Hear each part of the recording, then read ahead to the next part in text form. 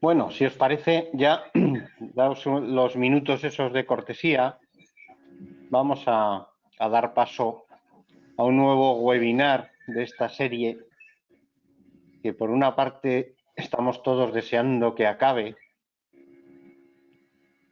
a ver si somos capaces de hacer pronto una jornada donde nos podamos ver, y si tenemos que conectarnos online sea por problemas de movilidad y no por problemas de esta pandemia, ¿no? Y de los riesgos que ha conllevado.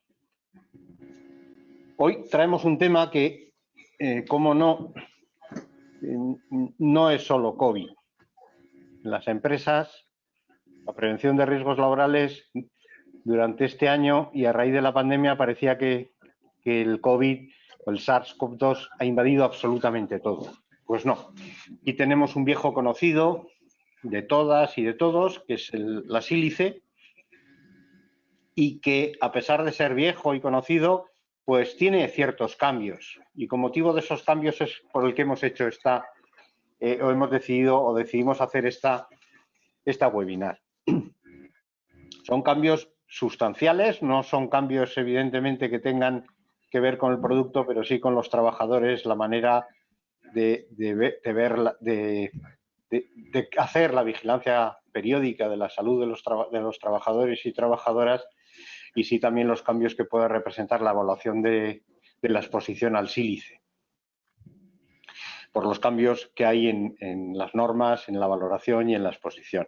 Y para eso hoy contamos con dos profesionales de nuestra casa. Rubén Arteaga, empiezo por el orden de aparición que van a tener. Rubén Arteaga y Libe Diego. Rubén Arteaga es ingeniero industrial, técnico superior en prevención de riesgos laborales en las 3 disciplinas técnicas de seguridad, higiene, ergonomía y psicosociología aplicada. Es nuestro responsable del área técnica del territorio de Álava. Lleva más de 25 años de experiencia en materia de prevención de riesgos laborales y de esos 25, pues no sé si son 25 o 24 y medio, ¿no? Conociendo el sílice y actuando y trabajando en las empresas donde existen estos contaminantes. También ha sido formador y ponente en numerosos cursos y máster de prevención de riesgos laborales en las diferentes entidades en las que se ha ido dando, la universidad, colaborando con cursos que estaban acreditados o según la ley de prevención, el reglamento de los servicios de prevención en los cursos superiores. Rubén nos va a hablar, y su título de la ponencia hoy era Medidas preventivas para evitar la exposición a sílice cristalina como cancerígeno. ¿Vale? Y después contaremos con Libe Diego, que si os parece, pues bueno, una vez que acabe Rubén, pues pasaremos a hacer la presentación. Entonces, Rubén, sin más, te doy paso para que nos comentes y nos traslades ese resumen de esos conocimientos, esos cambios, esas modificaciones y cómo está el saber en este momento respecto a la sílice. Venga, muchas gracias, Rubén. Muchas gracias, Jesús. Egunon a todos y todas. Buenos días. Bueno, vamos a ver si podemos poner la presentación para tener un guión de...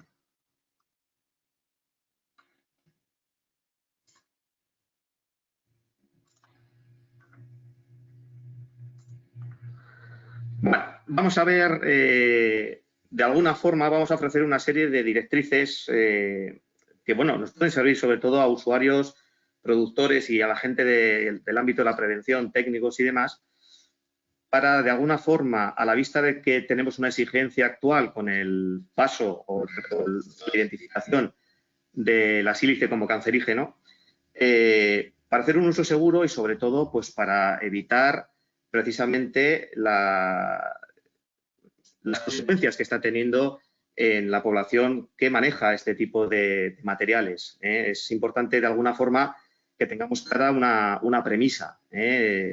la sílice cristalina y muchos materiales que contienen la sílice cristalina es algo que se sigue utilizando y que se va a seguir utilizando porque es muy necesaria para nuestra actividad, ¿vale? Es un material que ha venido desde muy antiguo, se sigue utilizando desde hace muchísimos años, pero el actual movimiento económico, el actual movimiento industrial, bueno, pues ha llegado a que los procesos productivos son mucho más intensivos, se utilizan cada vez más materiales que contienen sílice y como consecuencia de ese manejo intensivo de los materiales, bueno, pues se ha identificado, digamos, la enfermedad o una de las enfermedades derivadas del trabajo más antiguas, que es la silicosis. Esta patología, aunque realmente se empezó a hablar como patología derivada del trabajo pues a finales del siglo XIX, ¿vale? Sí que es cierto que se ha venido utilizando desde mucho antes. Pero, sin embargo, como insisto en este tema, pues ha venido utilizándose durante muchísimos años. Cada vez hemos tenido mucha más actividad de construcción, actividad extractiva, actividades de fundición, actividad industrial de mecanizado, etcétera, etcétera, y muchas otras que veremos después, que han conllevado precisamente que haya un mayor número de personas afectadas precisamente por la silicosis. Adicionalmente a todo esto, bueno, pues los diferentes estudios que se han venido realizando por diferentes entidades, claro, han cambiado mucho el panorama. Es decir, hasta ahora teníamos una patología que a todas luces lo único que veíamos era algo neumoconiótico, generaba un problema para la población trabajadora afectada, le incapacitaba para poder seguir trabajando, podría traer como consecuencia otras patologías que posteriormente mi compañera Libe explicará con mayor contenido y rigor, pero claro, ha sido tanto en 2018 cuando se aprueba el cuadro de enfermedades profesionales en la cual se reconoce el polvo respirable de sílice libre, ¿vale?, como susceptible de causar cáncer de pulmón, ¿vale? Y luego el año pasado, a finales de 2020, es cuando ya aparece como agente cancerígeno, ¿vale? Esto quiere decir que tenemos una especie como de llamada de atención, es decir, se ha ido viendo que cada vez era mayor el número de trabajadores y trabajadoras que venían afectados por problemas de silicosis. Esto, como había dicho, generaba una problemática importante desde el punto de vista de la incapacitación de la persona, pero esto ya es una llamada de atención, un call to action, un warning, como dicen en el ámbito británico, en el cual decimos, oye, tendremos que hacer algo más, ¿vale? Hasta ahora muchas empresas se estaban conformando con identificar el riesgo, otras iban un poco más allá y hacían unas mediciones y otras estaban proponiendo medidas, pero aún y todo sigue existiendo un buen número de trabajadores y trabajadoras que contraen, en este caso, la silicosis, ¿vale? Fijaros, además, me gustaría que vierais ahí en las imágenes, ¿vale? Pues que muchas veces no se ha querido creer en la existencia de la sílice cristalina precisamente porque es que es muy difícil de ver, ¿eh? No la vemos, ¿eh? Estamos, si vemos ahí en las imágenes que tenemos a la derecha, estas son fotografías sacadas precisamente de una actividad concreta y es un golpe de flash en el cual aparentemente vemos, dice, oye, parece que el cristal de la cámara estaba sucio. No, en absoluto. Eso simplemente es todo, digamos, el material, ¿vale?, que está flotando en el aire y que resulta que estaba dando precisamente esa imagen de decir, oye, que ahí tenemos es un retorno de la luz del flash. ¿Vale? Nos estaba dando una imagen de que dice, el polvo silicio existe. El polvo de silicio existe, pero además es que este polvo silicio, precisamente por la actividad mecánica en la cual desmenuzamos buena parte del material, ¿vale?, lo liberamos, ¿vale? Lo liberamos de su contenido, ¿eh? Y a partir de ahí es cuando empiezan los problemas. Porque ese polvo silicio, ¿vale?, como vemos posteriormente, tiene una granulometría, la cual, sobre todo en aquellos casos en los cuales esa granulometría es suficientemente pequeña, un diámetro aerodinámico muy bajo, de aproximadamente 4 o 5 micras, ¿vale?, los que acabarían alcanzando la parte más interna de los pulmones, nuestros alveolos, y como consecuencia podríamos tener precisamente esos problemas de silicosis que hemos comentado anteriormente. La sílice, como todos conocemos, es un un compuesto de oxígeno y silicio, ¿vale? Esto es silicio y tanto el oxígeno como el silicio son materiales que son abundantes en la naturaleza. De hecho, si recordamos un poquito cuando éramos chicos que estábamos estudiando en el colegio, ¿vale? Pues nos hablaban de que la corteza terrestre precisamente estaba formada por algo que llamaban sial y sima, no sé si lo recordamos, silicatos de aluminio y silicatos de magnesio. Precisamente ahí es donde se encuentra prácticamente el 12% del cuarzo que se encuentra en la naturaleza, ¿vale? Ese cuarzo, precisamente, que es de sílice también, tiene una presentación cristalina, es la más abundante que tenemos en la naturaleza, ¿vale? Pero ese cuarzo que estamos utilizando, que lo podemos desmenuzar a nivel industrial o que nos puede aparecer cuando, por ejemplo, cortamos una roca o cortamos un material, por ejemplo, granítico o mármol o similar, ¿vale? Nos aparece, pero nos puede aparecer también en otras formas, sobre todo cuando lo sometemos precisamente a altas temperaturas. Ese aparecer a altas temperaturas muchas veces, cuando lo sometemos pues entre 800 y 1400, nos da otras dos variedades, ¿vale? De lo que es la sílice, que son la tridimita y la cristobalita. Actualmente son cuarzo y cristobalita precisamente las dos variedades más frecuentes en las cuales trabajamos desde los servicios de inspección. Es decir, cuando nosotros realizamos un muestreo, pues vamos a buscar precisamente, además del polvo respirable, vamos a buscar la presencia de cuarzo. Y en los casos que correspondan, no por ejemplo en el caso de minas, pero sí por ejemplo en el caso de fundiciones, podemos ir a buscar la presencia de cristobalita, precisamente porque cuando se hace una fundición, el material fundido, el acero, que tiene una temperatura de fundición mayor de 1400 grados centígrados, hace precisamente que parte de esa sílice que ha servido para realizar el moldeo se transforme en algunos casos en cristobalita, ¿vale?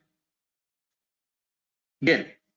Hemos hablado de que, bueno, es abundante, tiene una gran aplicación. Veremos después actividades y procesos que la tienen y que luego la liberan, ¿vale? Pero ahí es donde vamos a empezar nosotros a tener el problema. Es decir, ese polvo liberado, ¿vale? Puede presentar diferentes fracciones. Es decir, cuando nosotros muchas veces vamos por la calle, vemos personal de obra que está realizando unas labores de corte de material y vemos que además liberan una gran cantidad, a gran velocidad, el material. Claro, ahí lo que estamos viendo es que sale polvo visible, pero de ese polvo visible es una parte que cae, digamos, precipita directamente, otro material que más o menos queda flotando y luego hay otra fracción que probablemente es la que hemos dicho que no veamos, que es la fracción respirable. Bueno, esas tres fracciones son lo que normalmente conocemos como fracción inhalable, fracción torácica y fracción respirable. La inhalable es la que nosotros incorporamos a nuestro sistema respiratorio y que se nos queda en el tracto respiratorio superior, ¿vale? Antes de la zona torácica. Son las partículas con mayor granulometría, ¿vale? Y, digamos, las que, digamos, tienen una forma más fácil de ser expulsadas, bien por estornudo o bien por otras formas. Luego está la fracción torácica, que es la que nos puede bajar a la zona del tórax, precisamente. Son fracciones mucho más pequeñas, ¿vale? Y luego está la que nos tiene que preocupar en este caso, que es la fracción respirable. La fracción respirable estamos hablando de fracciones de tamaño inferior a 5 micras.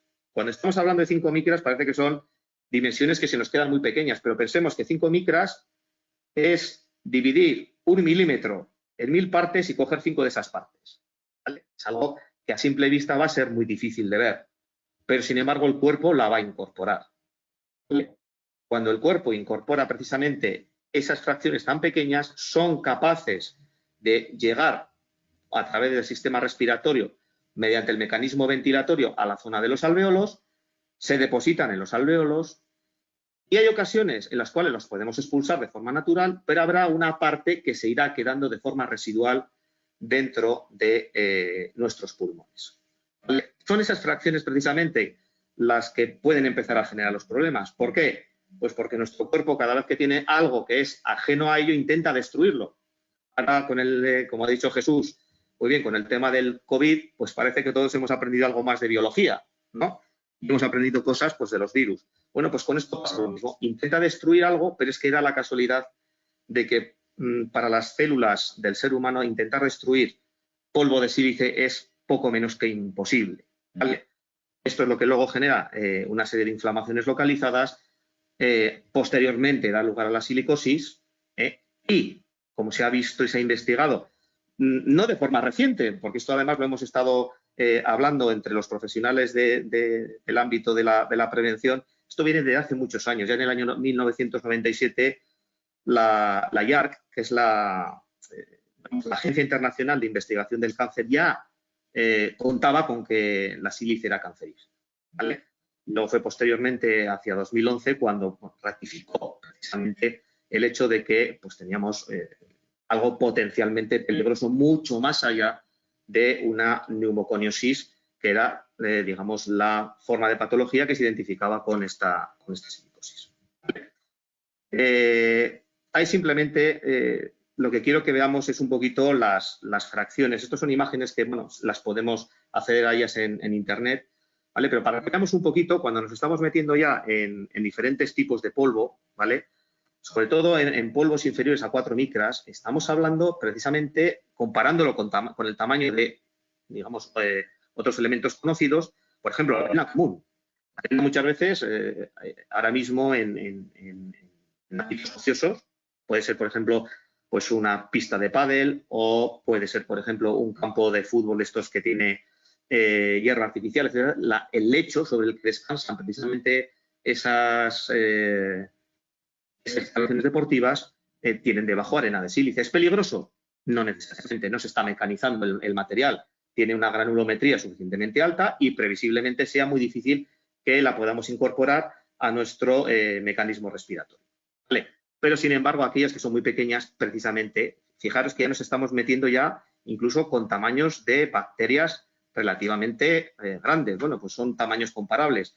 Ahí empezaríamos a ver precisamente que nos pueden llegar a hacer, digamos, daño por su tamaño, ¿vale? Por su tamaño, porque ya interactúan con nuestro sistema celular y, como he dicho antes, lo que vamos a tener es un pequeño problema porque el cuerpo intentará destruir algo con lo que no puede hacer absolutamente nada en este caso, ¿vale?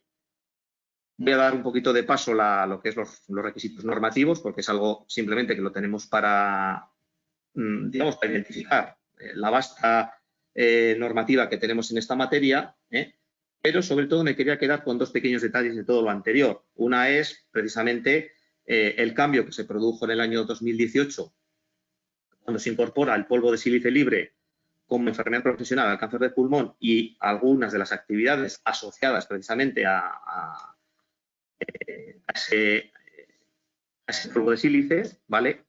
Y luego el hecho de que a partir de lo que es el Real Decreto 1154, por el que se reconoce el polvo de sílice cristalina como cancerígeno, bueno, pues nos establecen sobre todo algo que nos llamó un poquito la atención, ¿no? Es que el valor límite de ese polvo respirable de sílice cristalina durante este año y hasta finales pasaba precisamente de 0,05 miligramos metro cúbico que tenía hasta entonces y que tenía desde 2015 aproximadamente a 0,01 miligramos metro cúbico que iba a tener a lo largo de este año, ¿vale?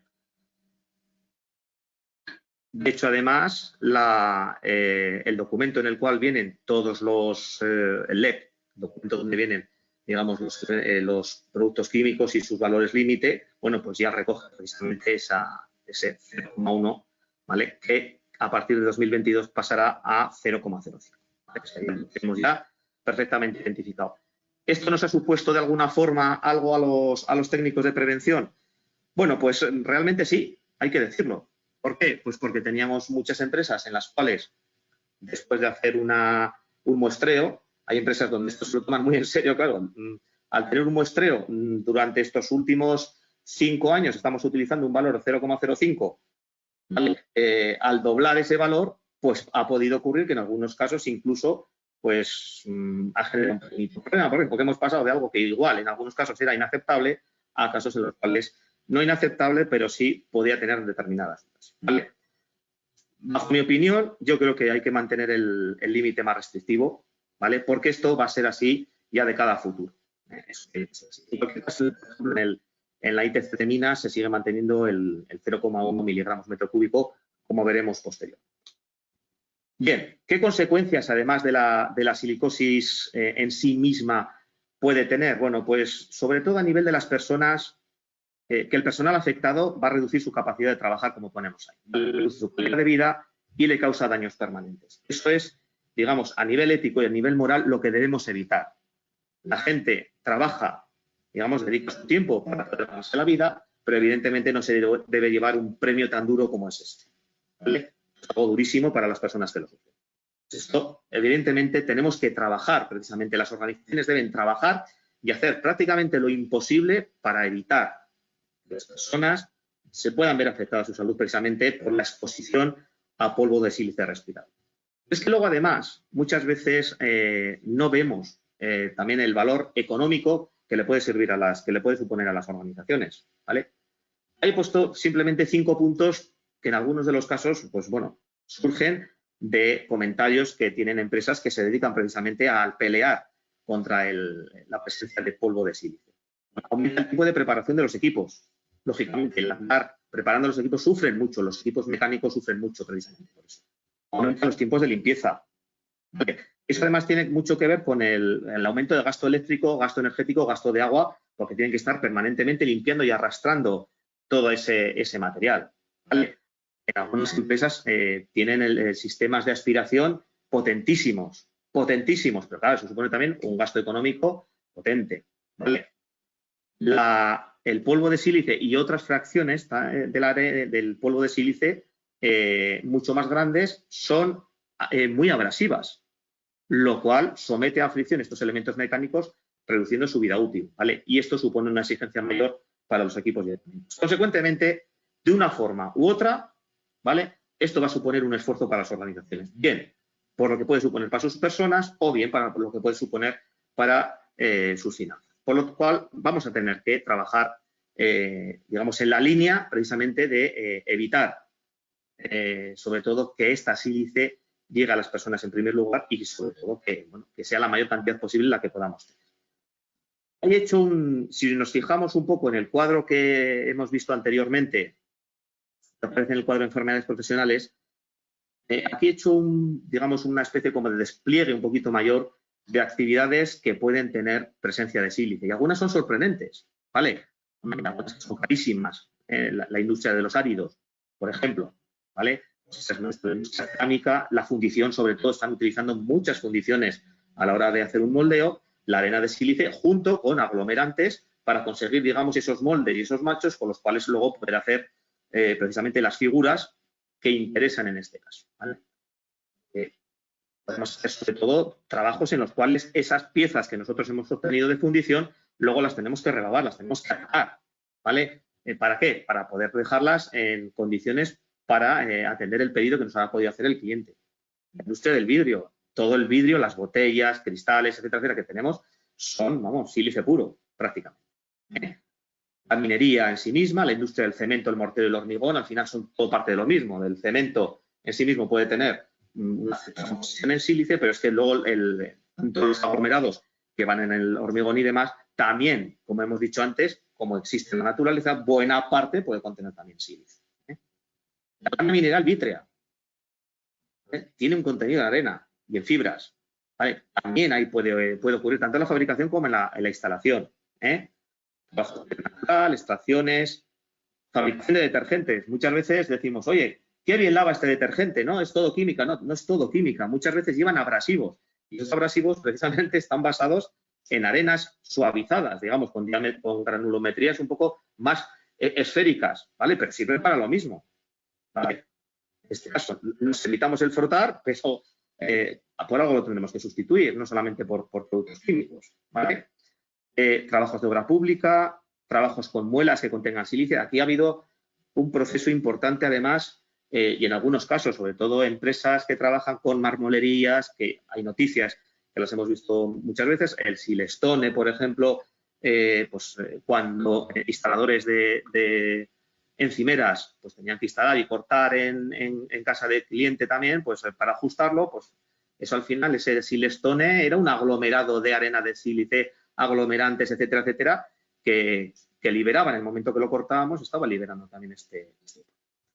Trabajos de chorreado con arena. En muchas caldererías, por ejemplo, una vez que se ha hecho una instalación o cuando se remodela una instalación, estamos en lo mismo. Se utiliza la arena de sílice para limpiar. Pero es que ha habido casos, por ejemplo, en la industria textil, sobre todo en la industria de la tela de los pantalones vaqueros, que ese envejecimiento que se hacía de la tela, ¿vale? Se hacía bombardeando con arena de sílice, precisamente para hacer un envejecimiento más acelerado de esas telas. La industria del papel, que muchas veces le sorprende a la gente, ¿cómo es posible que la industria del papel tenga que ver con la sílice? Bueno, todo el mundo se piensa que es celulosa. Las celulosas son fibras y entre las fibras algo hay que meter en esas cargas que echamos precisamente a las fibras. ¿Vale? Pinturas lo mismo, pinturas decorativas que tienen una cierta granulometría en pared o suelos antideslizantes llevan arena. Lo mismo, y en muchos casos se reduce también su tamaño. ¿Vale? Abrasivos mecánicos dentistas. Cuando a alguien le ponen una muela postiza o una dentadura postiza, esa pieza que se ha realizado tiene un alto contenido de material cerámico y tiene arrastra sílice también. Personal de mantenimiento de las empresas. Los que hacen la limpieza de esos equipos de extracción van a estar expuestos igualmente al polvo y asimilados. Y actividades de explosivos. Sobre todo, ¿por qué? Porque muchas actividades de explosivos están relacionadas con la industria minera, ¿vale? Y eso al final también conlleva una presencia de sílice o una exposición a sílice. Bueno, esto es una pequeña muestra de todo lo que nos podemos llegar a encontrar y seguramente habrá muchísimo más, ¿vale? Pero sobre todo hay que tener en cuenta que hay veces que, sobre todo en la industria del metal, muchas veces rectificadoras, esmeriladoras y demás son fuente de producción de sílice porque de alguna forma nosotros tenemos que conseguir ese acabado que se nos exige en las piezas mecanizadas. Las muelas en muchos casos actualmente ya tienen corindón, que es óxido de aluminio, pero hasta ahora utilizaban como abrasivo sílice. Bueno, pues estas son parte de las actividades que... Entonces, ¿en qué línea tenemos que trabajar? Pues tenemos que trabajar sobre todo en la línea de identificar bien el riesgo, es decir, evaluar. ¿Vale? Pero no quedarnos solamente en evaluar, o sea, hay que evaluar y hay que evaluar bien. Hay que tener toda la información encima de la mesa para poder hacer un trabajo de rigor y un trabajo que vaya orientado a las personas, a evitar precisamente esa exposición. Luego tendremos que hacer previsiblemente alguna medición, porque es la única forma de evidenciar si existe algo o no existe algo. Yo para saber si tengo colesterol me tendrán que hacer una muestra, me tendrán que sacar sangre. ¿Vale? Pues esto es exactamente lo mismo. Tendremos que medir algo y llevarlo a un laboratorio para que nos diga si hay o no hay y en qué cantidad. Pero no nos tenemos que quedar ahí. O sea, lo importante son las medidas preventivas que hay posteriormente, ¿vale? Y las medidas de control que podemos llegar a tener. Luego os enseñaré una pequeña muestra de algunas medidas preventivas que se adoptan en muchas empresas y que algunas pueden llegar a ser, pues bueno, algo imaginativas y otras son viejas conocidas ya. O sea, no vamos a enseñar nada, pero hay que incidir muchísimo más. Hay que bajar, sobre todo, al mayor nivel de protección como sea posible. Importante, a la hora de identificar factores de riesgo, ¿vale? Nosotros, digamos, trabajamos más o menos en esta línea. Primero, la composición del material. ¿Vale? Hay veces que trabajamos con arena de sílice, que sabemos que es arena de sílice, ¿vale? Pero hay veces que tenemos materiales peligrosos que contienen más del 1% de arena de sílice. Y eso no lo sabemos. ¿Vale? Estamos hablando, por ejemplo, de lo que decíamos, de algunas muelas. Hay muchas empresas todavía que tienen material muy antiguo, ¿vale? Esas muelas de rectificar o de esmerilar y demás, ¿vale? Contienen más del 1% de sílice cristalino. De hecho, además, cuando nos dicen ese porcentaje, oye, ese 1% de cuarzo, un 1% de sílice cristalino, cuando nosotros hacemos un muestreo, ¿vale? Prácticamente estamos teniendo incluso hasta porcentajes de ese orden o mayores. Pues tenemos que ver primero la composición del material, ¿vale? Vamos a pensar que lo podemos tener. ¿En qué cantidad lo estamos utilizando? Si es muchas, si esas cantidades son puntuales. No sé, por ejemplo, en la industria de la decoración se utiliza para mezclar con las arenas muchas veces sacos de arena de sílice que se vierten libremente en las máquinas de mezclado. ¿Es una cantidad importante? Puede serlo. Podría llegar a serlo, ¿vale? Pero de momento pueden ser sacos de 25 o 50 kilos que están echando directamente al material, ¿vale? El tamaño de partículas. Hay veces que lo conocemos, hay veces que no, ¿vale? Vamos a pensar que tenemos que ir siempre a la fracción más pequeña que nos puede hacer el daño posible. Datos anteriores de concentraciones que tengamos, es decir, datos anteriores de mediciones que podamos tener. Eso nos puede dar un dato de partida. O sea, podemos utilizar datos anteriores con la masa de material que hemos utilizado, ¿vale? Pero utilizando un valor límite actual para ver más o menos en qué orden nos estamos moviendo. los tiempos de exposición, la carga de trabajo, ¿vale? La forma de trabajo. Hay muchas empresas donde en alguna ocasión nos han pedido, oye, ¿no podemos hacer, digamos, una labor mucho más intensiva a la hora de obtener datos? Bueno, tengamos en cuenta dos cuestiones. La primera, que cuando se genera el polvo, ¿vale? Muchas veces se libera partículas a gran velocidad. ¿Vale? El ejemplo que os ponía de personal que trabaja a pie de calle realizando una obra pública, que están con máquinas de corte, con discos de corte, etcétera, etcétera, están lanzando el polvo a gran velocidad. Bueno, estamos en exteriores, pero cuando estamos en interiores, ¿vale? Pues se puede lanzar el polvo, ¿vale? Y luego la acción secundaria muchas veces de dispersión mediante corrientes de aire puede llevar precisamente ese polvo a otros lugares. Por eso, una de las cosas importantes cuando se hace una medición es no quedarse precisamente en los focos generadores, sino hacer un estudio completo de todos los posibles puntos en los cuales trabajaría el personal y en los cuales pueden estar expuestos al polvo de silicio. Las contaminaciones cruzadas con otros agentes, por ejemplo, con los aglomerantes en fundición o con las pinturas con las que protegemos los machos a la hora de hacer el monte, ¿vale? El grado de implantación de medidas. También eso es un factor importante. Si tienen aspiraciones, no tienen aspiraciones, si tienen ventilaciones, si están, digamos, de alguna forma los lugares muy cerrados y mal ventilados. Todo eso nos afectaría de una forma interesante. Factores personales de las personas. Si hemos tenido patologías no relacionadas solamente con la silicosis, sino con patologías respiratorias. Si alguien es fumador o no es fumador, es importante a la hora de saber futuros posibles efectos en el daño. Y sobre todo, no pensar, como se pone ahí, que lo que no se ve no existe. Hay que reconocer el problema. Eso es lo más importante. Por eso insistíamos mucho en aquello de que tiene que ser una exigencia, sobre todo de evaluar, ahora de medir, porque nos va a hacer falta medir, tenemos que evidenciar precisamente ese muestreo, ¿vale? Y luego, además, luego tendremos que adaptar o poner las medidas preventivas que sean estrictamente necesarias, ¿vale? Para la medición, intuyo que muchos de los asistentes que estáis aquí sois técnicos de prevención, conoceréis las técnicas de muestreo, ¿vale? Son ligeramente diferentes para unos casos que para otros, pero en el caso, por ejemplo, lo más habitual que se está utilizando era el ciclón Casella, el ciclón Higgins-Dewey, que ese es el que se utilizaba para un total de 2,2 litros por minuto aproximadamente. Rubén, sin ánimo de querer interrumpir, solo recordarte que llevas 27 minutos, ¿vale? Joder, se me estaba haciendo corto, gracias, Jesús. Venga. Vale, termino enseguida. Iremos sobre todo a la captura dependiendo de mayor caudal, o sea, de mayor muestreo, con más caudal o menos caudal, dependiendo sobre todo de que tengamos la duda. O sea, si sabemos que hay sílice, podemos ir a un caudal más bajo, al de 2,2. Pero si sabemos que tenemos cantidades de sílice cercanas a los límites de cuantificación o los límites de detección, ¿vale? Pues tendremos que ir a coger el máximo caudal posible durante el mayor tiempo posible, ¿vale? Eso es importante. ¿Para qué? Para que luego no tengamos errores de interpretación en este caso. Vamos a dar por hecho, ya que Jesús ya me está poniendo coto al tema, vamos a suponer que ya tenemos unas mediciones, que ya tenemos un resultado que nos ha dicho, oye, sí, efectivamente tenéis presencia de sílice y en estas cantidades. Bueno, pues las medidas preventivas son de lo más variopintas. Lo más importante es tratar de eliminar el riesgo en el origen. Es decir, ¿podríamos en algunos casos eliminar la sílice o los materiales que contengan sílice? Probablemente haya casos que sí, como en otros contaminantes, y probablemente haya casos en los cuales no se pueda eliminar, ¿vale? Pero como he dicho antes, el ámbito de la sílice es terriblemente amplio, ¿vale? Lo estamos utilizando, es absolutamente necesario para el uso social y general que tenemos y, por lo tanto, pues vamos a pensar que en su mayor parte lo vamos a seguir utilizando. Entonces, ¿qué tenemos que hacer?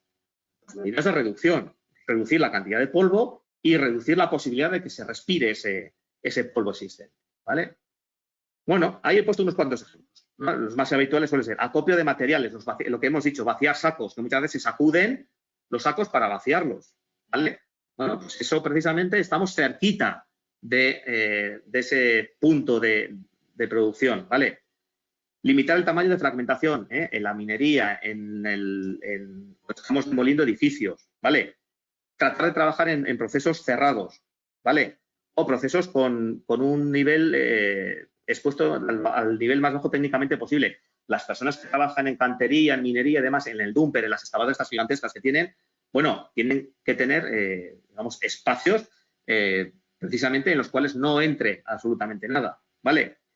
Diseñar procesos, por ejemplo, por vía húmeda, muy habituales. Aspiraciones localizadas donde se pueda, donde sea factible. Si vamos a trabajar en ámbitos de pulido, por ejemplo, ahí en la imagen tenemos una bancada de aspiración vertical inferior, ¿vale? Para poder coger. O materiales muchas veces o nuevas herramientas en las cuales, trabajando con una radial y demás, tenemos una aspiración que directamente recoge el polvo, reduce precisamente esa exposición, ¿vale?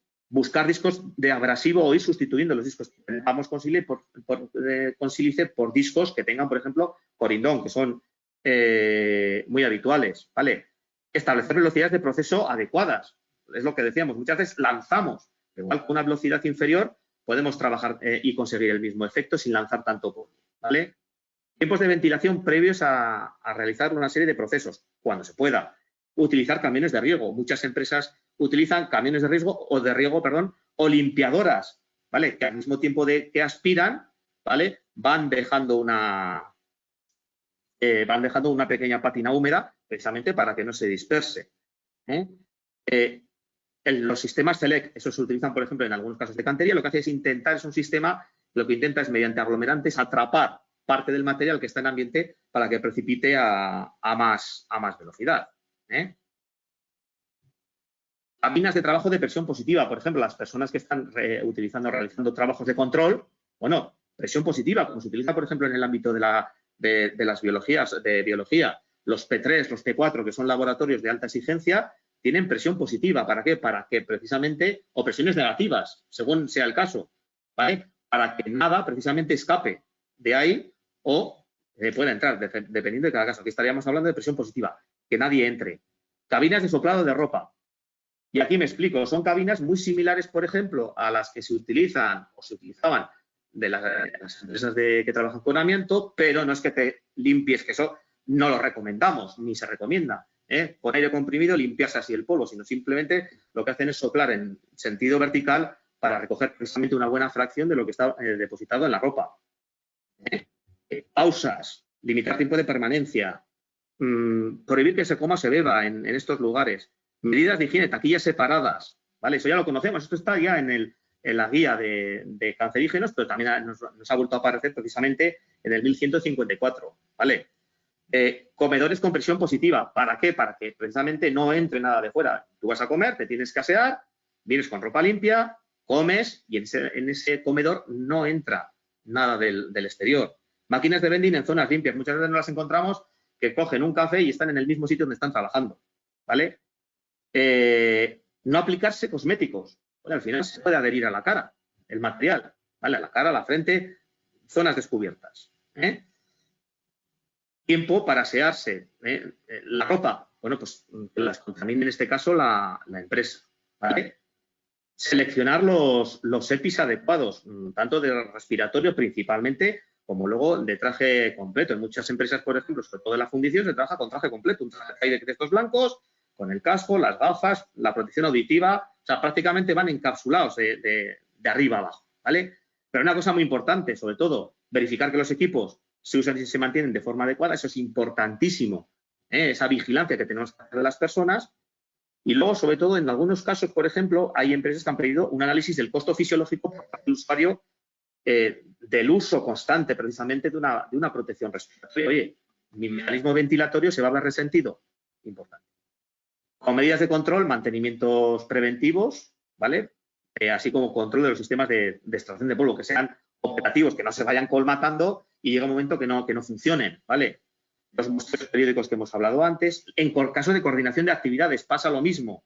¿Qué tenemos que hacer con las personas que vienen de fuera?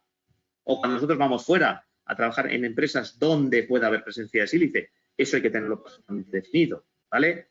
Presencias de recurso preventivo obligatorio cuando hay cantidades importantes de sílice cristalina respirable, ¿vale? Y luego, bueno, aspectos de formación, capacitación, es importante la colaboración de las personas que están trabajando, que nos digan dónde puede haber puntos, brechas, donde haya que ir cerrando precisamente para evitar problemas, ¿vale? La consulta de participación y luego la vigilancia. ¿Vale?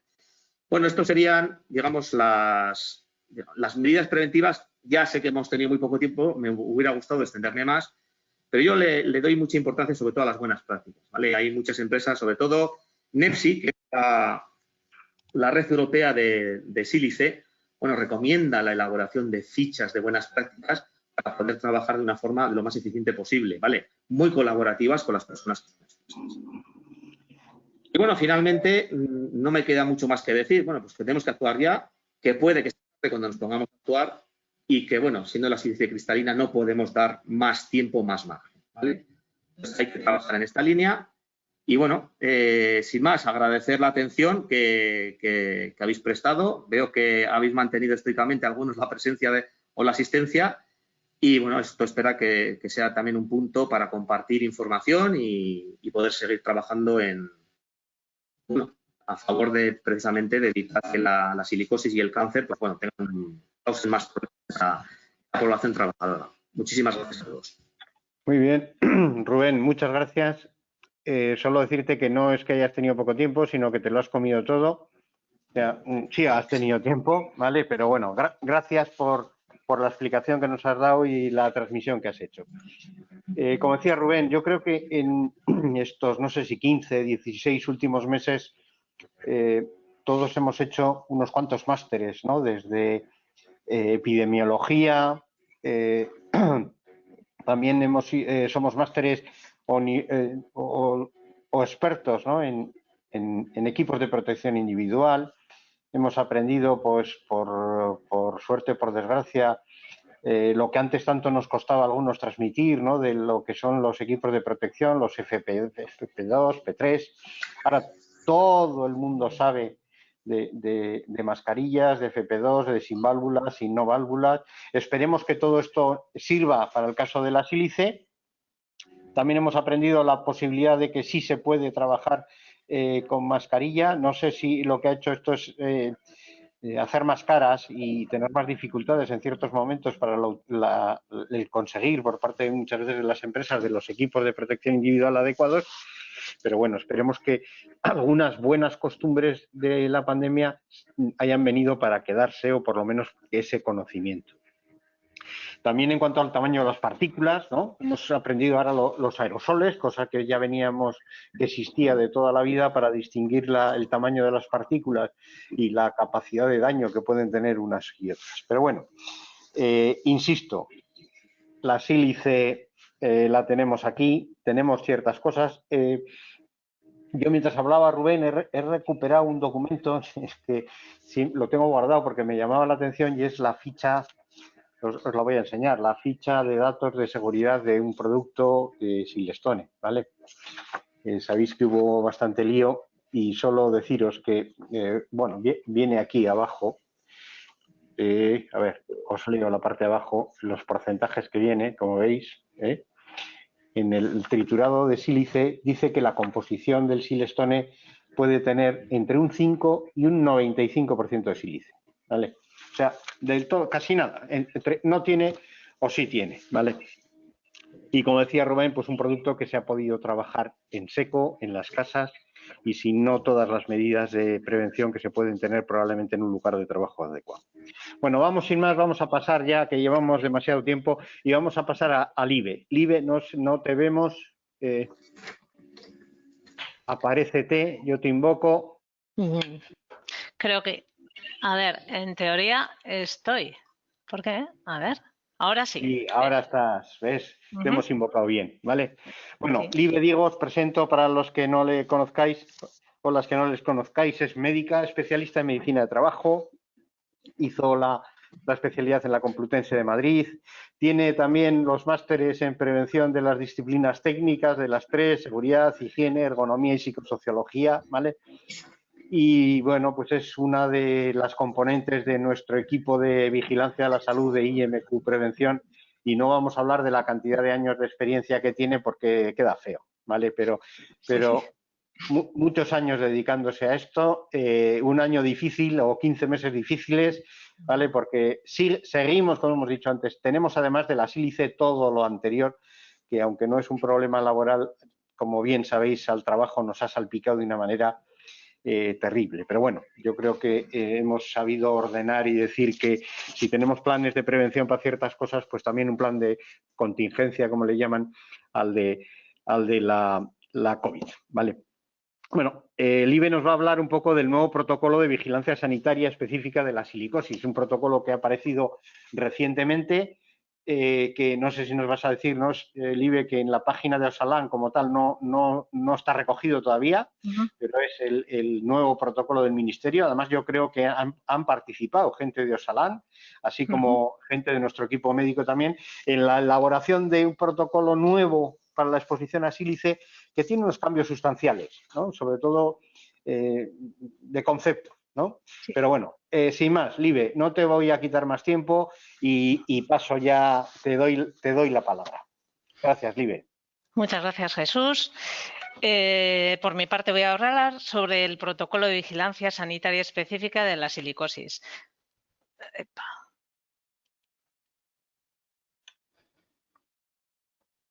Ya le he dado. ¿Será así? A ver. Cachas la mar. ¿Por qué no aparece? ¿Lo ves?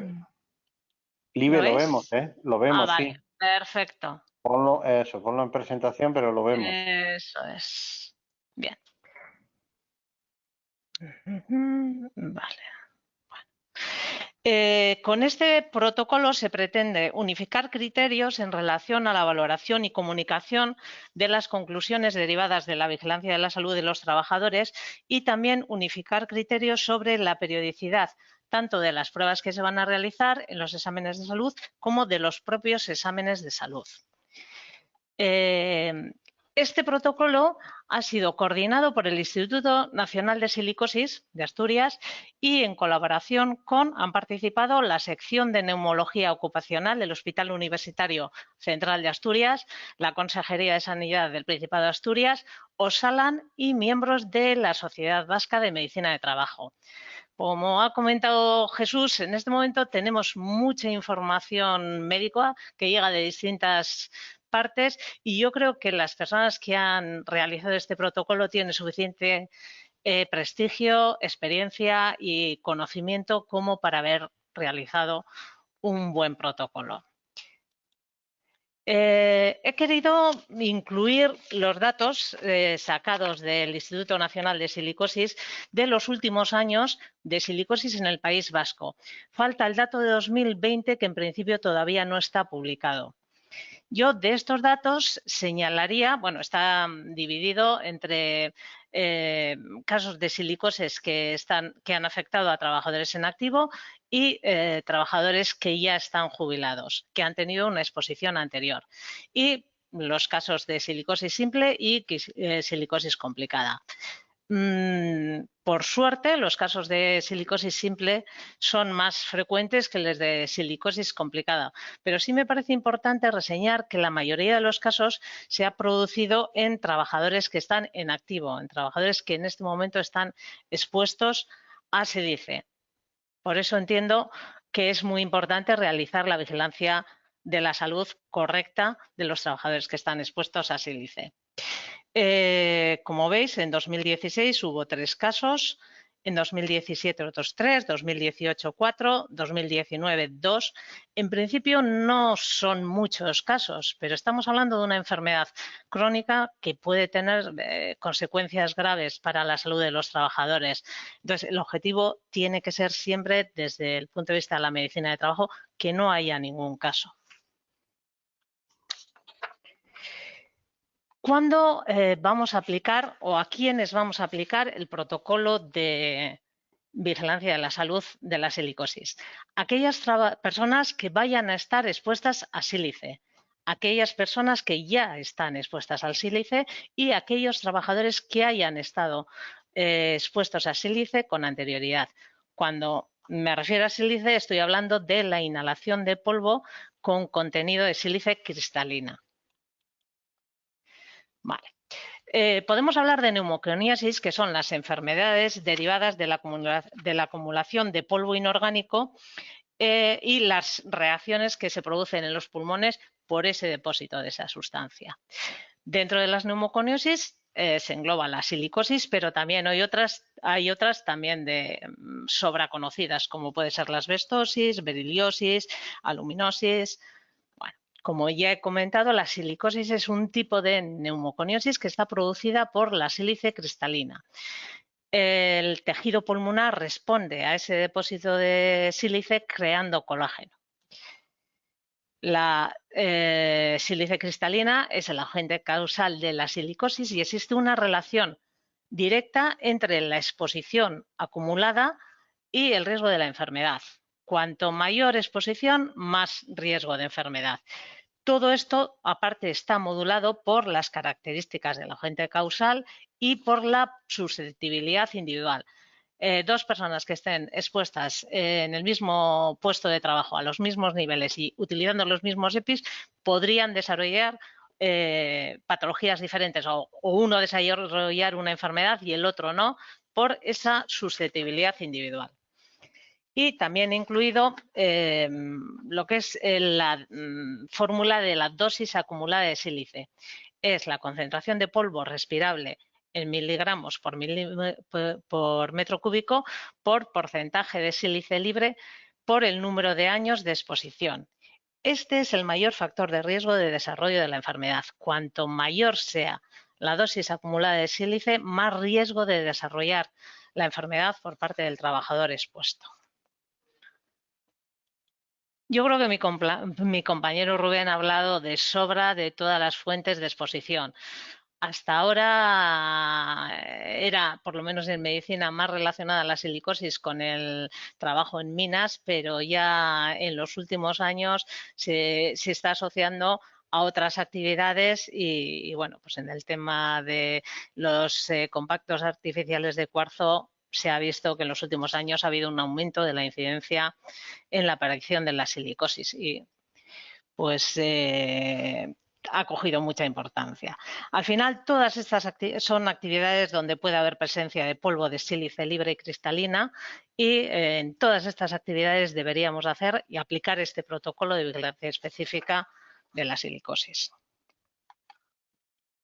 Lo mismo que ha comentado mi compañero, la silicosis es la principal afectación por exposición a sílice, pero existen otras patologías que también podemos asociarlas, como el cáncer de pulmón, también puede afectar a las pruebas de función pulmonar, también está relacionado con la enfermedad pulmonar obstructiva crónica o EPOC. También existe más riesgo de algunas infecciones, como puede ser la tuberculosis o infecciones por otras micobacterias. Se ha relacionado también con algunas colagenosis, incluso con una enfermedad renal crónica. Esto no debemos olvidarlo. Tenemos distintas formas clínicas de aparición de la enfermedad por la sílice. Por una parte, la sílice crónica clásica, con una forma simple y una forma complicada, también puede producir problemas de fibrosis pulmonar intersticial. Existe una forma de silicosis acelerada y también una forma de silicosis aguda o silicoproteinosis. En este cuadro se puede ver más claramente la diferencia entre unas formas y otras. Para la forma crónica simple se necesita, bueno, normalmente suele aparecer más de 10 años después de, o sea, se necesitan más de 10 años de exposición al sílice para su aparición.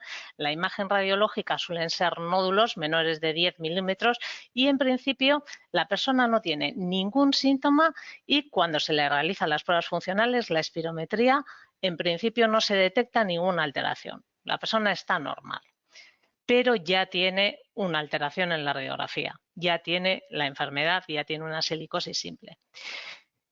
También existe una forma crónica complicada en la que también es necesario más de 10 años normalmente de exposición, pero la imagen que vamos a ver en la radiografía va a ser una imagen de masas con un mayor tamaño, más de 10 milímetros, y ya se asocian síntomas, por una parte pues la tos y disnea, y pueden aparecer afectaciones en la espirometría.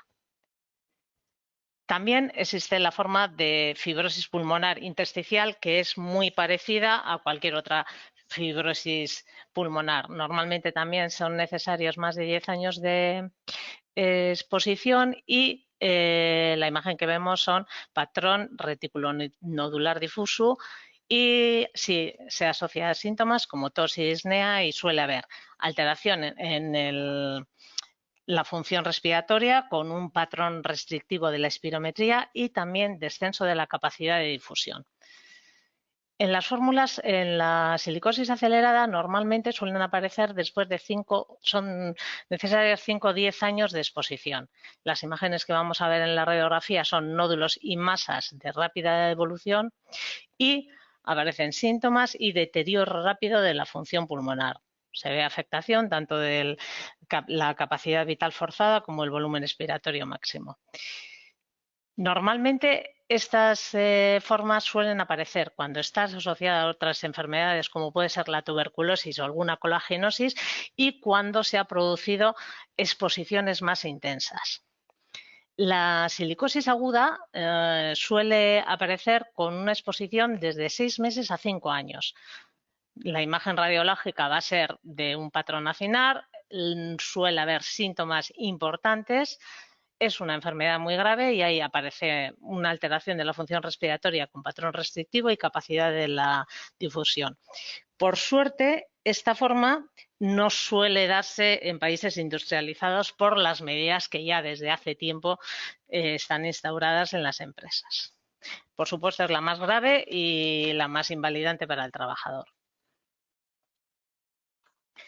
Para llegar al diagnóstico de la silicosis, es necesario que exista una historia laboral de exposición a sílice, que haya unos hallazgos radiológicos consistentes con la silicosis y que se excluyan otras patologías.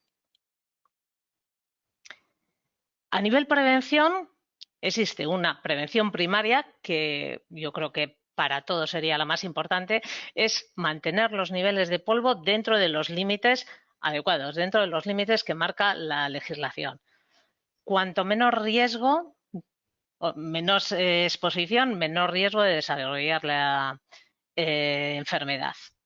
También existe una prevención secundaria que es en la que intentamos actuar activamente desde Vigilancia de la Salud, que es identificar la enfermedad en las fases precoces y, una vez identificada, hacer una vigilancia de esos trabajadores para que no exista más exposición. Dentro de las medidas de prevención secundaria también se incluye el consejo de deshabituación del tabaco. En cuanto a la prevención terciaria, sería evitar la progresión de la enfermedad y aquellas medidas de diagnóstico y tratamiento de las complicaciones. También se incluyen dentro de estas medidas la prevención y tratamiento de la tuberculosis y la vacunación gripal de forma anual y la de la vacunación de Streptococcus pneumoniae.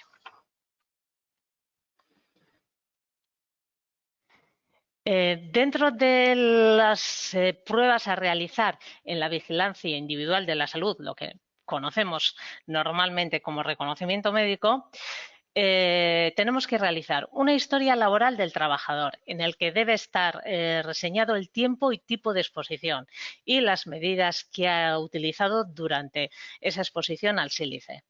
Una historia clínica donde se recojan los antecedentes patológicos. En este caso, lo orientaremos sobre todo a enfermedades respiratorias. También debemos recoger los hábitos tóxicos, dándole importancia al tabaquismo y historia actual, preguntar si la persona tiene síntomas en este momento o no. Realizaremos una exploración física, en este caso lo más importante, la auscultación cardíaca cardiopulmonar y la pulmonar. Se realizarán pruebas de imagen con una radiografía de tórax antero-posterior y lateral y la lectura de esta radiografía se debe realizar de un modo estandarizado según la normativa ILO 2011. Y se complementa el reconocimiento médico con las pruebas de función pulmonar, que es la espirometría.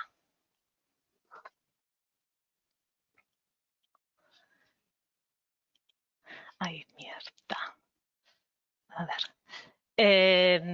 La periodicidad de la vigilancia de la salud también está incluida dentro de este protocolo y se habla, como siempre, de un examen de salud inicial después de la incorporación del trabajador a un trabajo con exposición a sílice o cuando se le asignen tareas nuevas específicas que conlleven exposición a sílice. Luego hay que realizar los exámenes periódicos que serán anuales, excepto la exploración radiológica que va a venir condicionada por el tipo de actividad, el nivel de exposición y la duración que haya tenido de la exposición a sílice. También hay que realizar los exámenes de salud tras ausencia prolongadas por motivos de salud, lo que nosotros llamamos como retornos de IT, con los cuales se pretende descubrir los posibles orígenes profesionales que han condicionado esa ausencia. Cuando se detectan, pues se dan las recomendaciones que se consideren oportunas. Y aparte de esto, hay que hacer la vigilancia de la salud, el reconocimiento posocupacional. Si el trabajador sigue trabajando en la misma empresa, pero está ocupando un puesto en el que ya no existe ese riesgo de sílice, será la empresa la que tenga que seguir haciendo la vigilancia de la salud de este trabajador. Pero si ya está jubilado o la exposición fue en otra empresa diferente, tiene que ser el Sistema Nacional de Salud el que lleve el control de este trabajador. Como he comentado, la periodicidad de las radiografías va a ser diferente en función del tipo de actividad, del riesgo de exposición y la duración. Entonces, aquellos trabajadores que trabajen en empresas sujetas al Reglamento General de Normas Básicas de Seguridad Minera, si la materia prima con la que trabajan tiene una concentración de sílice libre menor del 15%, la periodicidad será trianual. Si es mayor del 15%, anual. Si se trata de minería de interior del carbón, en función de los años de exposición, en los primeros 10 años se hace trianual y a partir de los 10 años, anual. Y en minería interior no carbonífero, la periodicidad es anual. Esta periodicidad y estas indicaciones estaban recogidas en el anterior protocolo, pero lo que no estaba recogido es aquellas actividades que no están sujetas al Reglamento General de Normas Básicas de Seguridad Minera. Esta sería una novedad con respecto al protocolo anterior. En este cuadro viene recogido y hace una diferenciación en cuanto a lo que es exposición actual, trabajadores que están activos, y exposiciones anteriores. Entonces, se hace una valoración de la exposición con grados de conformidad o aceptable, de tal modo que si en la exposición actual se considera que la exposición cumple criterios de conformidad o bien en la exposición anterior la exposición ha sido aceptable, si la exposición ha sido menor de 10 años, la periodicidad de la radiografía será trianual. Si la exposición ha sido de 10 a 20 años, bianual. Y si la exposición es mayor de 20 años, la periodicidad será anual. Si tanto en la exposición actual como en la anterior no cumplen criterios de conformidad o de aceptabilidad, la periodicidad de las radiografías será anual. Luego hay casos concretos en los que siempre va a ser la periodicidad anual. Cuando ya esté diagnosticado una neumoconiosis simple, hay que hacer un seguimiento anual de ese trabajador. Cuando se sospecha que ha habido sobreexposición y también la periodicidad es anual en trabajadores que manipulan aglomerados de cuarzo. Es lo que ha comentado Jesús sobre el tema del silestone y demás. Estas productos pueden tener un elevado contenido en sílice y aparte se ha detectado que se desarrolla silicosis en periodos breves de tiempo. Aparte de esto, existe el criterio médico. El médico, según su valoración, teniendo en cuenta situaciones concretas de exposición o de salud de los trabajadores, puede reducir la periodicidad de las radiografías. Si nosotros tenemos duda de una radiografía, podemos decir, pues en lugar de repetirla el año que viene, la repetimos en 3 meses. Eso sería aplicar el criterio médico. Vale. Creo que mi compañero ha hablado muy bien sobre el tema de la valoración de la exposición al sílice. Yo lo único que voy a hacer en esto es destacar un poquito a qué se refiere este protocolo en cuanto a criterios de conformidad y no conformidad respecto a la exposición. Entonces, considera conformidad cuando, en base a la norma UNE 689 del 2019, la exposición media ponderada es inferior al VLA para ese periodo de referencia. No solo eso, este protocolo también dice que hay que tener en cuenta que se haya realizado la evaluación en todos los puestos en los que existe esa exposición y en todas las tareas en las que pueda haber riesgo de exposición a sílice. La persona encargada tiene que tener suficiente formación y experiencia para realizar esas mediciones. La evaluación inicial tiene que ir seguida de unas mediciones periódicas y siempre que se produzca cualquier modificación en las condiciones de trabajo también hay que medir de nuevo. Y también tienen que tener en cuenta las mediciones o la evaluación, los posibles cambios meteorológicos cuando se está tratando de actividades que se realicen en el exterior. Cuando existen dudas de la metodología empleada, se va a considerar no conformidad. Por consiguiente, se van a realizar radiografías anuales o se deberían realizar radiografías anuales. Esto sería respecto a la exposición actual.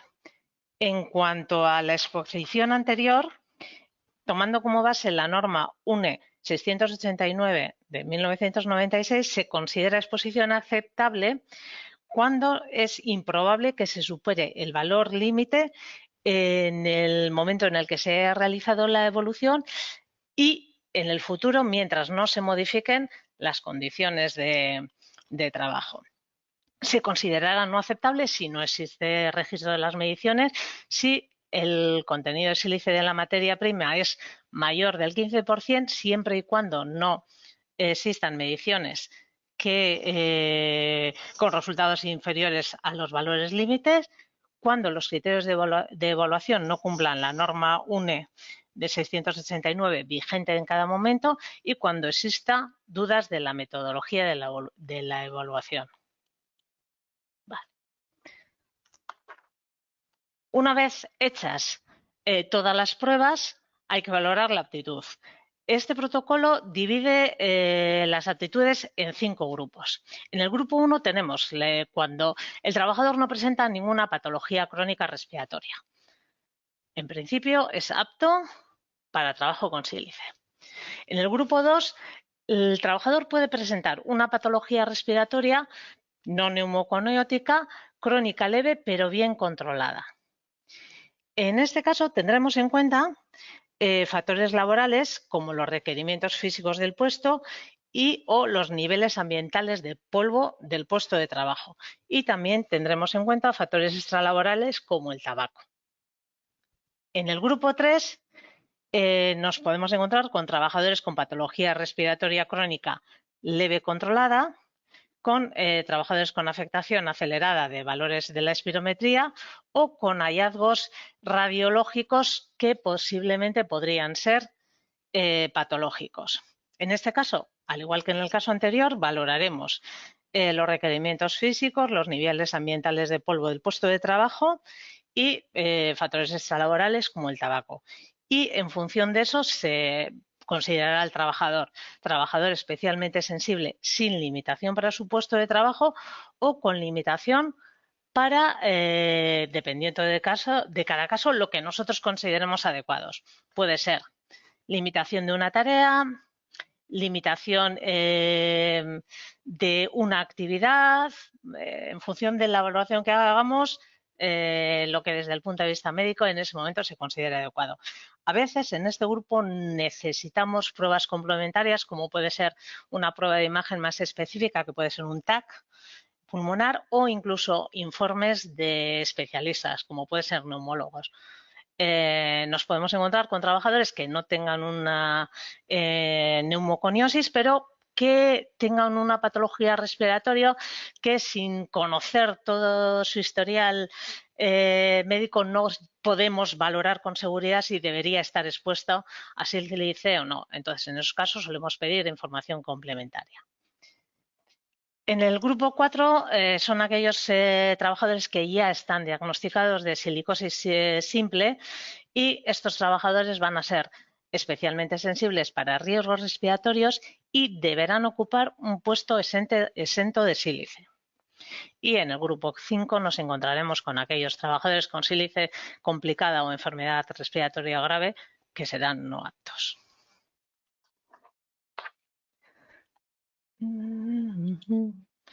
Vale. ¿Cuál es el procedimiento ante una sospecha de silicosis? Nosotros tenemos obligación de informar a la autoridad sanitaria pertinente, en nuestro caso es Osalan, a la empresa y al trabajador. Informamos a Osalan con los datos con todos los datos que tenemos y que nos han llevado a hacer esa sospecha de enfermedad profesional. Normalmente, pues indicamos cuáles han sido las pruebas de imagen anómalas, y si podemos aportar las mediciones también ayudan de cara a un diagnóstico, porque con todo eso se va a derivar esa información a la mutua o entidad colaboradora de la Seguridad Social para que haga la valoración y el tratamiento.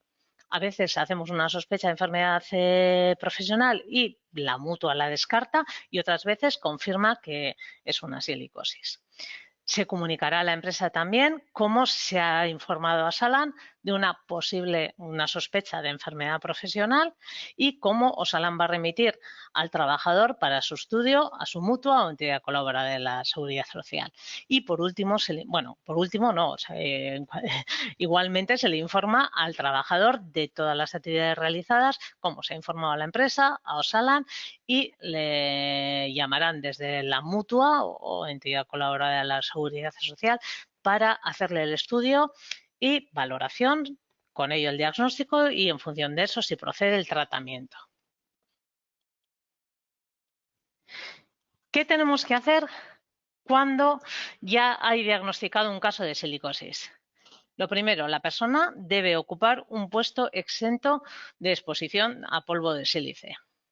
En caso de que exista polvo ambiental, los niveles tienen que estar dentro de unos niveles aceptables y el trabajador debe utilizar los EPIs correspondientes. Por supuesto, debe haber mediciones periódicas para confirmar que se está trabajando en unas condiciones adecuadas. En caso de que no exista un puesto exento de exposición a sílice, se remitirá a la entidad colaboradora para que se gestione la incapacidad.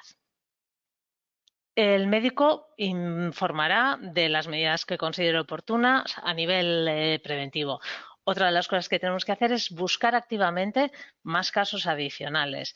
Si una persona ha tenido, porque ha habido una exposición excesiva o un uso inadecuado de EPIs o el motivo que sea, es posible que haya más casos. Nuestra obligación sería buscar activamente nuevos casos. También se recomienda la vacunación de gripe de forma anual y de estreptococo con neumonía. Habrá que hacer también un cribado de tuberculosis para su detección y, si se detecta, su tratamiento oportuno. He hablado de la vigilancia de la salud individual, que son los reconocimientos médicos, pero también existe la vigilancia colectiva de la salud. Normalmente suele estar recogida en la memoria y los informes epidemiológicos. Con esto lo que se pretende es analizar las relaciones del estado de salud de los trabajadores y las condiciones de trabajo. En este caso concreto de la silicosis, se pretende conocer la frecuencia y distribución de los problemas de salud relacionados con el sílice, así como la tendencia en el tiempo. Intentar detectar agregados inesperados de casos, proponer medidas preventivas para minimizar el riesgo y evaluar la eficacia de las medidas preventivas que se hayan puesto en marcha con anterioridad. Con esto terminaría mi presentación de la actualización del protocolo de vigilancia sanitaria específica de la silicosis. Me gustaría concluir recordando, por una parte, esa relación directa entre el nivel de exposición y el riesgo de la enfermedad. A mayor exposición, mayor riesgo de enfermedad, y donde hay que actuar es intentando minimizar esa exposición. Y por otra parte, la importancia de realizar la vigilancia periódica de los trabajadores. Es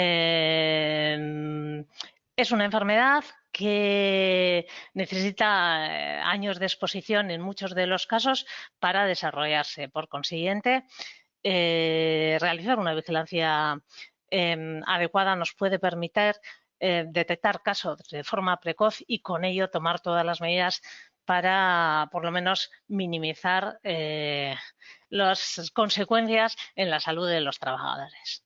Pues muchas gracias y por mi parte ya habría terminado.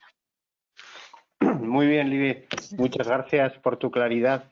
Y primero dar las gracias a los dos, a Rubén y a Libe, por el esfuerzo adicional para poder preparar el webinar de hoy, ¿no? Para poder resumir de una manera clara pues un poco las obligaciones legales que tenemos a consecuencia de la sílice y cómo está el conocimiento y las cosas que se están realizando. ¿Vale? No nos queda mucho tiempo, tenemos alguna pregunta y si os parece vamos a dar paso rápidamente a las preguntas. Empiezo con una pregunta para Libe. Vamos a ver. A ver, Libe, dice, un diagnóstico de silicosis simple con espirometría totalmente normal, con radiografía y TAC, ¿es concluyente? Es decir, en la medida que son pruebas radiológicas, ¿puede existir la posibilidad de que sea un diagnóstico erróneo o es muy poco probable que el diagnóstico sea erróneo? No sé si es... la pregunta debería ir más a algún médico especialista en la mutua que sean de diagnóstico, ¿no? Porque nosotros lo que hacemos son... La vigilancia de la salud realmente es una vigilancia de la gente que en principio está expuesta, ¿no? Y no ha desarrollado, y el desarrollo del diagnóstico de la enfermedad nosotros comunicamos las sospechas. Pero bueno, tú nos dices, Libe. Yo iba a responder lo mismo que tú has comentado. Lo que no sé es cómo se llega a ese diagnóstico si no tenemos una radiografía ni un TAC con unas imágenes compatibles con una silicosis y ningún dato más. Entonces, en cualquier caso, lo que tú has dicho, nosotros hacemos sospechas y es la mutua la que luego valora y demás, pero con pruebas radiológicas normales al final nos está fallando uno de los... No sé cómo se ha llegado a ese diagnóstico, no sé, necesitaría igual más información. Algún dato adicional. Bueno, aquí yo entiendo que sería que la radiografía y el TAC son las que por las que se ha diagnosticado. Si están alteradas, si existe, ya he dicho, o sea, el diagnóstico se basa en antecedentes de exposición, en una radiografía o una prueba de imagen compatible, y si esas dos cosas son compatibles y se descarta otra patología, hay, por ejemplo, enfermedades como la sarcoidosis que pueden dar imágenes compatibles.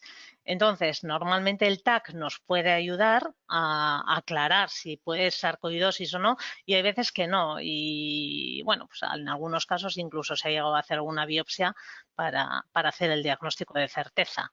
Pero en principio el diagnóstico es antecedente de exposición, imágenes compatibles y en la crónica simple, como no tiene por qué haber ningún síntoma ni ninguna alteración funcional, en principio sí vale de diagnóstico. Vale, gracias, Libe. Rubén, te toca. En el caso de las subcontratas, has comentado que tiene que haber un recurso preventivo cuando hay gran cantidad de sílice. ¿Puedes decir qué cantidad? ¿Es necesaria la presencia continua del recurso preventivo? Y entiendo que se trata del recurso preventivo de la subcontrata y no el de la empresa, ¿verdad? Buena pregunta. A ver, no hay una cantidad definida. Lo que sí que es cierto que dentro de lo que son las tareas críticas que requieren la presencia de un recurso preventivo, una de ellas se define literalmente como trabajos con presencia de polvo de silicio en grandes cantidades. Aquí podríamos entender sobre todo buena parte de lo que también ha explicado Libe, que es que al final muchas cantidades pueden ser por ejemplo, pues que después de unas mediciones nosotros tengamos un dato objetivo y ese dato objetivo diga que es inaceptable la presencia de sílice porque los valores son altos. Pensemos una cosa, que normalmente la cantidad de polvo que podemos obtener en una muestra es relativamente alta, la de polvo respirable, ¿vale? Pero sí que es cierto que luego la cantidad de cuarzo y de sílice muchas veces al tener un valor límite suficientemente bajo va a suponer que precisamente la cantidad, es decir, el cálculo que realicemos va a suponer una presencia suficientemente elevada que en muchos de los casos está siendo, como digo yo, o inaceptable o que tiene valores no tolerables que exigen controles periódicos. ¿Qué ocurre sobre todo esto? Bueno, pues que la presencia del recurso preventivo sobre todo va a ser no en una subcontrata, porque aquí también estaríamos hablando de una alta variabilidad, ¿no? de casos. Pues decimos, bueno, si yo incorporo a mi organización una persona que va a realizar una serie de trabajos y esos trabajos, los riesgos a los que va a estar expuesto precisamente el origen está en mi caso, es decir, en mi organización, el recurso preventivo realmente lo estoy poniendo yo porque también estoy protegiendo al personal que está bajo mi cargo. ¿De acuerdo? No tiene por qué saber precisamente el recurso preventivo que venga de fuera cuáles son las medidas que debe, en este caso, adoptar. ¿Vale? Pues decía que es la variación es alta. Estamos hablando de otras circunstancias, contratas, subcontratas y, por ejemplo, en una obra, pues previsiblemente tengan que poner su propio recurso preventivo. ¿Vale? Pero normalmente la presencia de recurso preventivo, si es en construcción, creo que tiene un funcionamiento ligeramente diferente al habitual, ¿vale? La persona que tiene la obligación no creo que se refiera a construcción, ¿eh?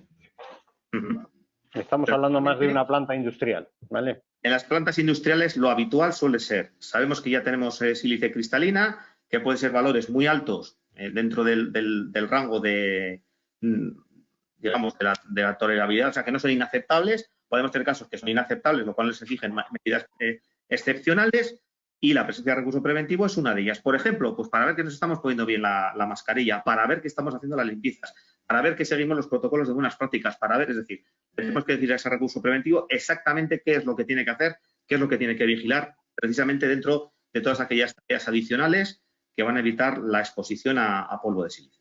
Eso.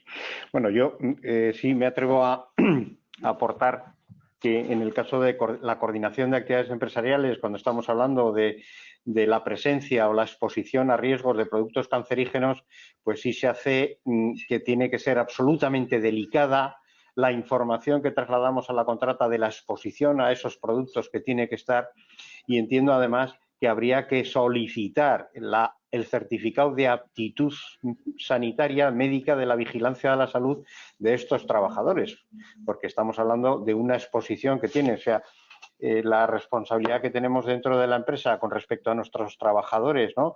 Libe, me puedes llevar la contraria, si me estoy equivocando, pero la responsabilidad que tiene la propia empresa con su plantilla tiene que trasladar a que la contrata debería tener esa misma obligación, ese mismo cumplimiento y esa misma periodicidad de reconocimientos médicos en la medida de la exposición.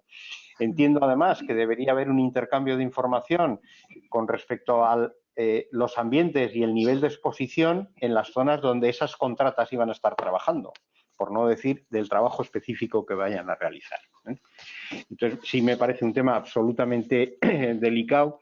Se habla mucho de la petición o no de la coordinación de actividades empresariales, pero la coordinación de actividades empresariales, la subcontratación en empresas, pero en el caso de este tipo de productos me parece que tiene que ser absolutamente extrema y absolutamente escrupulosa en formas, maneras y periodos, ¿no?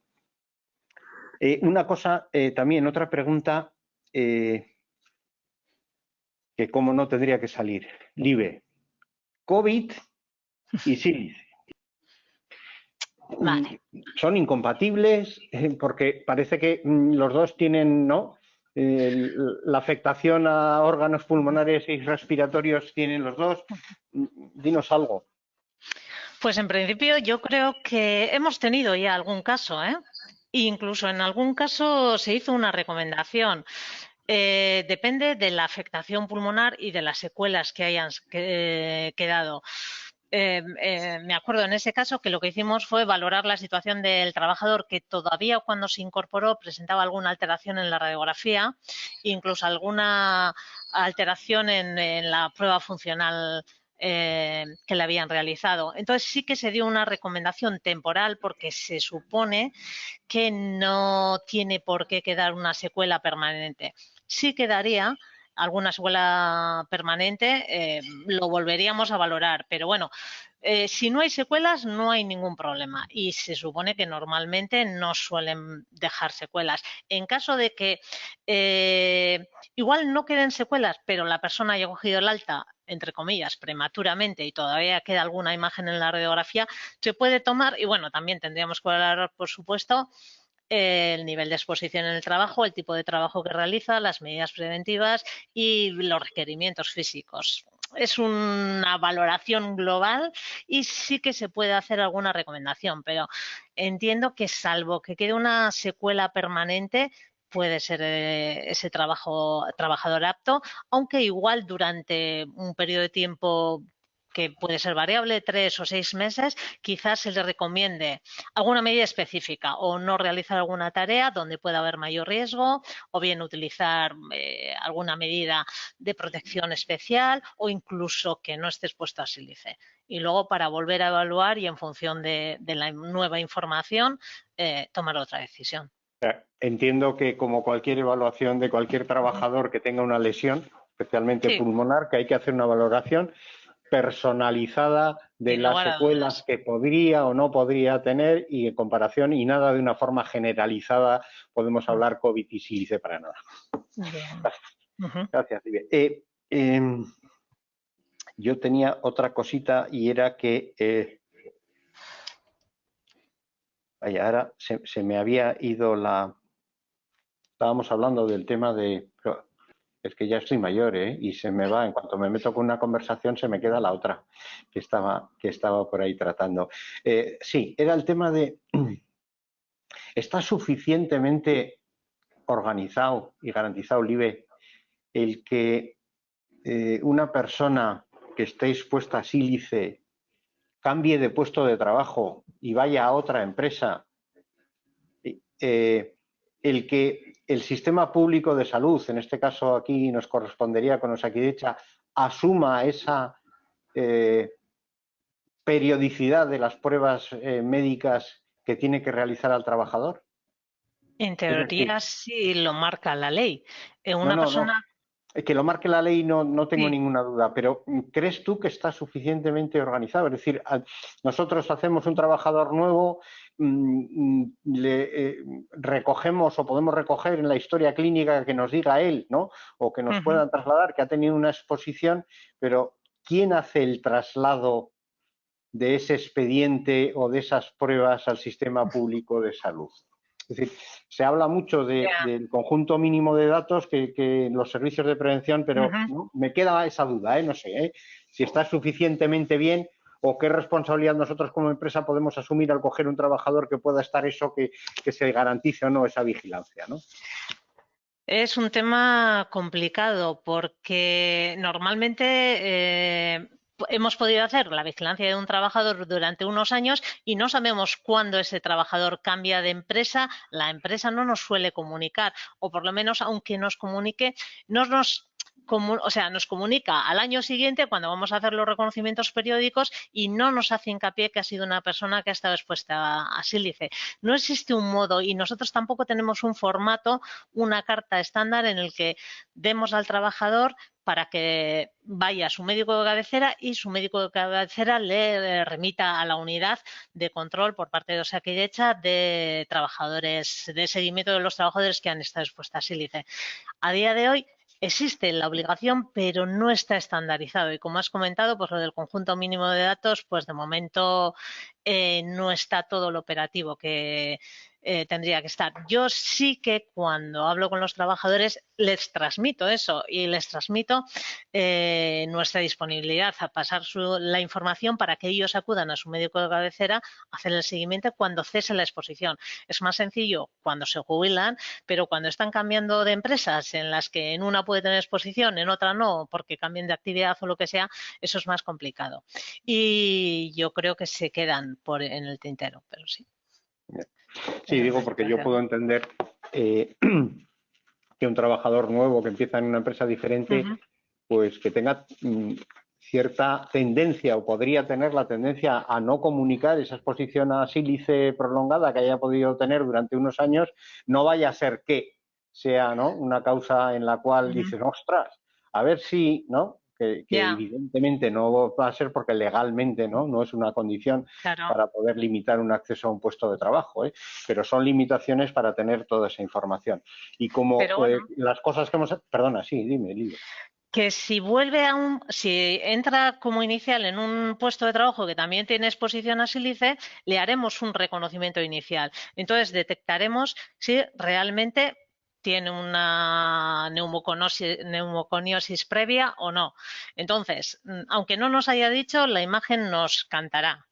Entonces ya con eso sabríamos. Y si sale una radiografía normal, sigue teniendo pruebas funcionales normales y no tenemos ninguna sospecha, ahí podemos perder información de años de exposición, que nos condicionaría de vez en cuando la periodicidad de la radiografía, pero por lo menos vamos a tener una mínima prueba con las pruebas del reconocimiento inicial de que ese trabajador en un principio a día de hoy puede trabajar expuesta a sílice.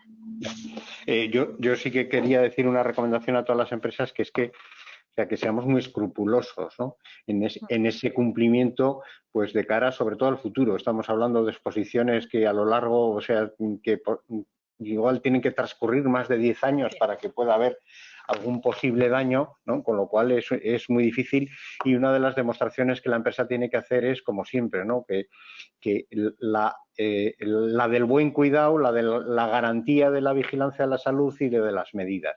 Y eso ya uno a la última pregunta, que sería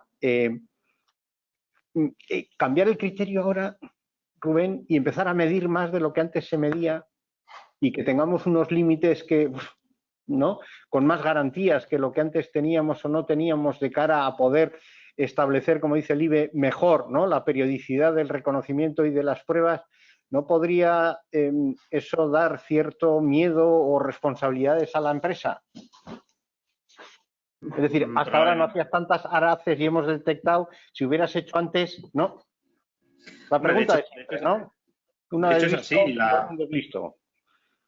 De hecho es así. Además es curioso porque la doctrina en la autoridad laboral parece ser tendente en este caso a que si hoy mido algo que antes podía ser medible también, pero que hoy es cancerígeno y antes no lo era, directamente te pueden decir que esa persona o personas que han podido sufrir una patología y no habíamos hecho ningún tipo de control medible ni nada por el estilo, pues bueno, la responsabilidad ahí la tienes. Fuera o no fuera cancerígeno, pero además tenemos que tener en cuenta que en el caso de sílice es curioso que, bueno, este año nos han puesto precisamente un valor límite que es el doble del anterior, no la mitad, sino el doble, nos lo han subido. O sea, es como si nos metieran en una zona diferente, digamos, como más segura o menos segura, porque hemos aumentado de 0,05 a 0,1. Pero que vamos, que la responsabilidad sigue estando ahí. O sea, la salud de las personas, fuera cancerígeno o no fuera cancerígeno, ya hay una patología definida. Concretamente, en este caso, lo que digo, la autoridad laboral entiende, ya hay una patología definida, que puede agravarse con un cáncer. Ese es el paso posterior, ese es el toque de atención que tenemos que tener en este momento. Pero hasta ahora, que tenías que haber hecho mediciones, vamos, eso era seguro, fijo. Con la norma que estuviera en vigor en ese momento o con la actual, como quieras. Está claro. La silicosis ha sido desde hace muchísimos años causada por la exposición a sílice, ¿no?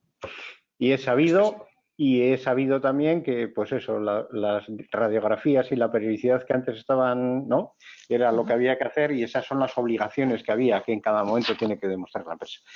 Bueno, pues sin más, ya ha transcurrido el tiempo, que nos hemos pasado unos minutos.